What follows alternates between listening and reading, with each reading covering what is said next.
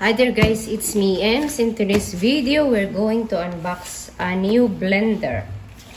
Because the blender of Grandma is broken. The first one, I was asleep on the floor and it's broken. And the other one is, when I blend the food, it's broken also. So, they need to buy new one. So, this is it. And the name of this one is Sogen from Japan. Yeah, I think this is made in Japan. Yes. So let us see what's inside this box. So ayan, i-remove natin at i-check kung maganda ba yung blender na nabuli ng aking amo. Diba? So ayan.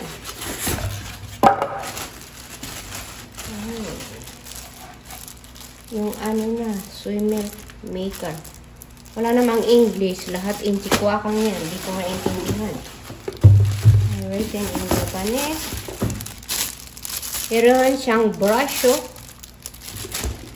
And then, meron siyang strainer. Diba? Okay to. And then, yung charger niya. Ayan.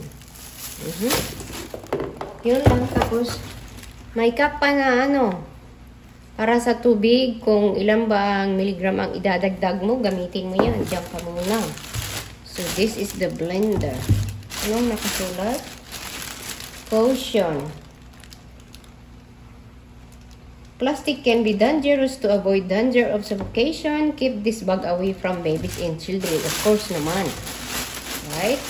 So, we will throw away that one and this one. So, ayan siya guys, diba? Oho. 110 volts lang pala to. Hindi gaya sa Pinas na 220 volts. So, this is it. Buksan natin. So, ayan sa loob, stainless. And that's it. Yun siya. So, ayan, titingnan natin. So, ayan, kapag isaksak mo to, and then titingnan mo dyan, ito yung sabi dito, yung sa pang porridge. Sa smoothie, ayan, yung smoothie, tapos tubig, and then, yung mga porridge kung gusto mong i-blend, ayan, tapos makikita mo, ito ang ipindot mo, ayan, na-check up ko na to kagabi, kaya alam ko na yung sinasabi ko, diba?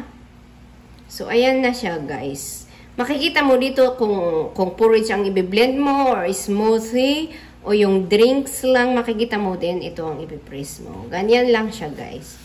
So, maganda, diba? Sorry sa aking madam kasi hindi ko sinasadya na sirain yung blender nila na dalawa.